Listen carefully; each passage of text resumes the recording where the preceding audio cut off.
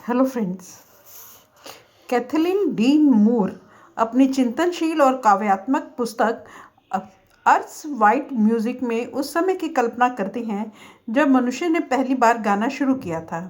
वह युगों पहले के उस समय की कल्पना करती हैं जब लंबे समय से मौन रहने वाले हमारे पूर्वज को अपनी आवाज़ की शक्ति का आभास हुआ होगा। अपने कबीले से अलग होने के बाद उसे अपने लोगों को ढूंढने की, अपने समुदाय को पुकारने की ज़रूरत पड़ी, इसलिए उसने गाना गाया। मनुष्य अपनी बोलने या चिल्लाने की क्षमता से कहीं अधिक ऊंची आवाज़ में गा सकते हैं। जिस तरह एक भेड़िया अपने झुंड को बुलाने के लिए चिल्लाता है, शायद उस पूर्वज ने भी अपना सिर उठाकर अनियंत्रित मधुर स्वर में पुकारा होगा। हम अब भी सिर उठाकर गाते हैं, भले ही ऐसा करना कभी कभी कीबोर्ड पर अपनी उंगलियां फिराने जैसा लगता है। हमें अब भी मदद की ज़रूरत है, हमें एक दूसरे की ज़रूरत है। दिनचर्या में, सामान्य दिनों में, खुशी में, शोक में या जीवन के मोड़ों पर निशान छोड़ने में, निजी समस्या में, राष्ट्रीय आपदा या विश्वव्यापी महामारी में, हम में से हर कोई अपने जीवन में अक्सर लोगों की मौन पुकार का जवाब दे सकता है, चाहे वह जवाब छोटा और सामान्य हो या नाटकीय और वीरतापूर्ण हो। हम सच्ची मुस्कान और आंखों के संपर्क जैसी सरल चीज़ों से एक दूसरे की मदद कर सकते हैं। मुस्कुराकर किसी की आंखों में कुछ क्षण के लिए देखना मानो कहता है कि मैं आपको पसंद करता हूँ, आप मायने रखते हैं।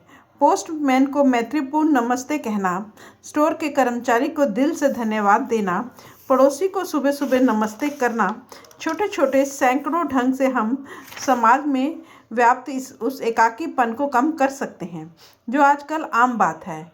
शायद हम किसी माता पिता के पास से गुजरें जो अपने नन्हे बच्चे को बेबी स्ट्रोलर में घुमाने ले जा रहे हों। उन्हें देखकर हम मुस्कुराएं और कहें, कितना प्यारा बच्चा है। या सुपरमार्केट में लाइन में हमसे आगे खड़े व्यक्ति की सुंदर टी शर्ट, गहने या जैकेट की तारीफ करें। या किसी को सुंदर बगीचे में काम करते हुए देखें और उनके काम की सराहना करने के लिए रुकें। मैत्रीपूर्ण व्यवहार समाज में उनके और हमारे अकेलेपन का उपचार है। शायद हम किसी अकेले और तन्हा व्यक्ति के साथ नियमित रूप से समय बिता सकें। एक महीने में कुछ घंटे भी बहुत अंतर ला सकता है। वरिष्ठ नागरिकों की देखभाल करने वाली संस्थाएं ऐसे स्वयंसेवकों को रखने के लिए उत्सुक होती हैं जो उनके मरीजों के लिए कुछ पढ़ें, उनकी बातें सुनें, संगीत बजाएं या उनके साथ टहलें। जिन लोगों को बाहर जाने में कठिनाई होती है, वे थोड़ी सी भी मदद मिलने पर उनकी सराहना करेंगे। स्कूल युवा सलाहकारों के लिए अनुरोध करते हैं, आपका परिचित जो अकेला है वह कॉफ़ी पीने के लिए बाहर जाना चाहेगा। हम टेक्नोलॉजी का उपयोग करके दूर बैठे लोगों के साथ वीडियो कॉल कर सकते हैं। माना कि यह आमने सामने बातचीत करने जितना प्रभावशाली नहीं है, लेकिन फिर भी यह सहायक होता है। जिन तन्हा इंसानों को साथी की ज़रूरत है, उनके साथ समय बिताना एक सही काम है। हम ऐसा क्यों करते हैं, यह समझने के लिए हमारे पास कई कारण हैं। सरल शब्दों में कहें तो मदद के लिए लगाई गई पुकार का उत्तर देना अच्छा इंसान होने का हिस्सा है। हम प्रसन्न और स्वस्थ रहना चाहते हैं और चाहते हैं कि दूसरे भी प्रसन्न और स्वस्थ रहें। जिस तरह हम उत्साह और कौतूहल से भरपूर जीवन जीते हुए नए विचारों की तलाश में रहते हैं, व्यायाम, कला और संगीत का आनंद लेने और लक्ष्यों की प्राप्ति के लिए यत्न करते हैं, उसी तरह हम दूसरों के लिए भी यही चाहते हैं। अकेलेपन से घिरे किसी भी व्यक्ति के लिए इन लक्ष्यों को हासिल करना कठिन होता है। हम अक्सर मदद कर सकते हैं। शायद आप ही वह व्यक्ति हैं जो तन्हा महसूस कर रहे हैं। हो सकता है कहने के लिए आप दूसरों को गाना सुनाना चाहते हैं, उन्हें दोस्ती करने या सिर्फ साथ समय बिताने के लिए बुलाना चाहते हैं, लेकिन शायद आप अपनी तरफ से प्रयास नहीं कर रहे या दूसरे जवाब नहीं दे रहे। जब हम अकेला महसूस करते हैं, तब यह भूलना आसान हो जाता है कि कई दूसरे लोग भी ऐसा ही महसूस करते हैं। ऐसे लोग हो सकता है कि लोगों से मिलने के लिए ही ग्रुप, क्लब या कक्षाओं में शामिल हो रहे हों और दोस्ती करने के मौके का स्वागत करें। दुनिया भर में बढ़ती हुई आबादी का कहना है कि वे अपने कुछ समय या ज़्यादा समय के लिए अकेलापन महसूस करती हैं। 2020 में सारी दुनिया में कोविड के फैलने से पहले ही अध्ययनों में ये चेतावनी दी गई है कि दुनिया भर में अकेलापन बढ़ रहा है। लेकिन हमें यह समझने के लिए अध्ययनों की ज़रूरत नहीं है कि अकेलेपन की भावना कितनी वास्तविक और दुखदायी है तथा व्यापक रूप से फैली हुई है। हम किसी ऐसे व्यक्ति का साथ चाहते हैं जिसके साथ हम निश्चिंत और स्वाभाविक रह सकें और ज़रूरत पड़ने पर उससे बात कर सकें। इसके बदले में हम चाहते हैं कि दूसरे लोग भी निश्चिंत और स्वाभाविक रहें। फिर भी दुनिया में कहीं भी किसी भी संख्या में लोगों के साथ आसानी से ऑनलाइन जुड़ने के बावजूद अकेलापन महसूस करना सामान्य सी बात है। यदि आप अकेलापन महसूस करते हैं तो आप अकेले नहीं हैं, यह एक विडंबना है। सामाजिक एकाकीपन शायद आधुनिक जीवन का सबसे सामान्य रोग है और यह हमारे हित के लिए कल्याणकारी नहीं है।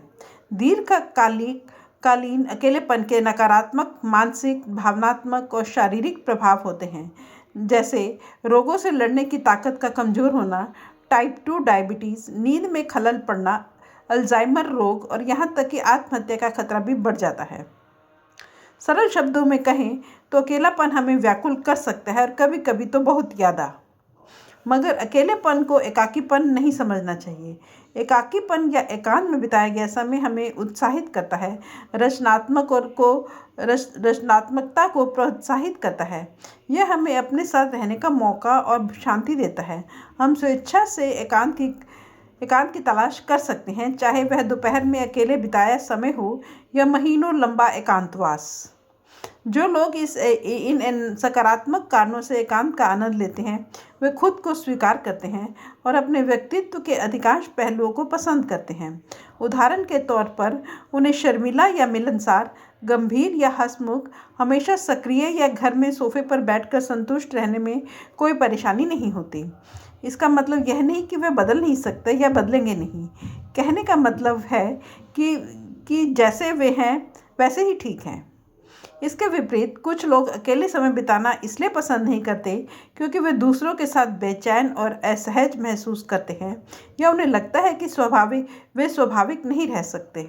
हो सकता है कि वे अक्सर ऐसी बातें कह जाते हों या कुछ ऐसा कर देते हों जिसके लिए बाद में उन्हें पछताना पड़ता है। इन नकारात्मक भावनाओं के कारण अकेले समय बिताना हमें उदासी और अकेलेपन की ओर ले जाता है। समाज में संकोच बढ़ने की वजह कुछ हद तक यह भी है कि हम में से काफ़ी लोग अकेले रहते हैं या ऑनलाइन काम करते या खेलते हैं। ऐसा लगता है कि दुनिया हमें उस दिशा में खींच रही है। बुजुर्ग वृद्धाश्रम में अजनबियों के साथ रहते हैं। युवा अकेले कमरा या अपार्टमेंट किराए पर लेकर रहते हैं। हर उम्र के लोग अपनी नौकरी के लिए टेलीकम्यूटिंग करते हैं या अपने सामाजिक जीवन में बहुत हद तक अलग अलग तरह के सोशल मीडिया का उपयोग करते हैं। जैसे जैसे हम ज़्यादा समय अकेले बिताते हैं वैसे वैसे हमें दूसरों के साथ तनाव मुक्त रहना, सामाजिक हाव भाव को समझना और अनौपचारिक बातचीत करना मुश्किल लगने लगता है। पिछली पीढ़ियों में बड़े परिवार के साथ एक छत के नीचे रहते थे और बातचीत करने, साथ खाना खाने या सुकून देने के लिए कोई न कोई हमेशा पास होता था। परिवार नियमित रूप से सामाजिक गतिविधियों में भाग लेते थे और साथ मिलकर दैनिक कार्य करते थे। अगर कोई बीमार होता था या उसे विशेष देखभाल की ज़रूरत होती थी तो मदद आसानी से मिल जाती थी। अगर कोई किशोर अपने माता पिता से बात नहीं करना चाहता था तो अकेले में बात करने के लिए अक्सर कोई न कोई बुआ, चाचा या चचेरा भाई या बहन मौजूद होता था।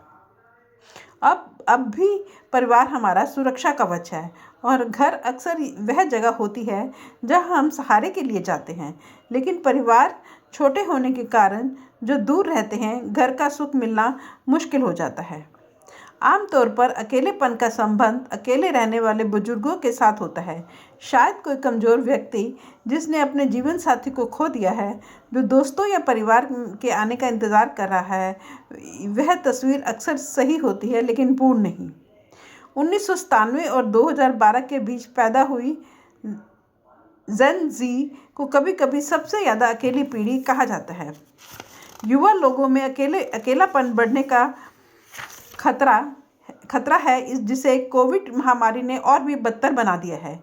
कोई भी यह नहीं सोचता कि यह एक संयोग है कि यह मानव इतिहास के डिजिटली सबसे अधिक जुड़ी हुई पीढ़ी है, लेकिन दुनिया के साथ डिजिटली जुड़ने से हमारे दिमाग और आत्मा को वह सुकून नहीं मिलता जिसे ये पाना चाहते हैं। शायद आप गाना चाहते हैं, लेकिन आप इस डर से नहीं गाते कि आपको जवाब नहीं मिलेगा। हो सकता है कि आप प्रयास कर रहे हों, पर जवाब आपने सुना नहीं। कृपया प्रयत्न ना छोड़ें। बहुत सी बातें सामाजिक एकाकीपन को कम करने में सहायक होती हैं। अगर आप या आपका कोई प्रियजन बार बार अकेलेपन के दौर से जूझ रहा है, तो इन सुझावों पर गौर करें और देखें कि आपको क्या ठीक लगता है। 1. सबसे पहले ये जान लें कि कभी कभी अकेलापन महसूस करना स्वाभाविक है। आध्यात्मिक गुरुजन हमें बताते हैं कि अकेलापन एक उपहार हो सकता है, परमात्मा के लिए आत्मा की तड़प की एक निशानी हो सकता है। शायद कभी कभार महसूस होने वाले अकेलेपन के समय को आप अंतर्मुख साधना करने में, प्रेरणादायक विचारों की रचनाओं को पढ़ने में या शांति से प्रकृति में समय बिताने में लगा सकते हैं। दूसरों की मदद करना अकेलेपन की भावना से बचने का सबसे प्रामाणिक इलाज है। 3. अपने आसपास के लोगों के साथ अपने मौजूद संबंधों के बारे में सोचें। आप जैसे हैं वैसे ही बने रहें। दूसरे आपके बारे में क्या सोचेंगे, इस डर को कम करने की दिशा में आप क्या कदम उठा सकते हैं। 4. किसी ऐसे व्यक्ति की खोज करें जो ऑनलाइन बात करने के बजाय आमने सामने बात करें। 5. कभी कभी अनौपचारिक तरीके से मिलनसार लोगों के ग्रुप के साथ घूमने फिरने का प्रयास करें। सिर्फ घर पर ही बैठे रहने और अधिक शो सीरीज देखने से बचें। बाहर जाएं। हम प्रकृति में अकेले हो सकते हैं, लेकिन शायद ही कभी अकेलापन महसूस करते हैं। हो सकता है कि आप इनमें से कुछ सुझाव आजमाना चाहें या शायद नहीं। आपको खुद फैसला करना है और इसका कोई एक सही जवाब भी नहीं है। फिर भी अकेलेपन की भावनाओं का इलाज करने या उन्हें नियंत्रित करने के लिए कुछ कदम उठाने, सही काम करने के वास्तव में कुछ कारण हैं।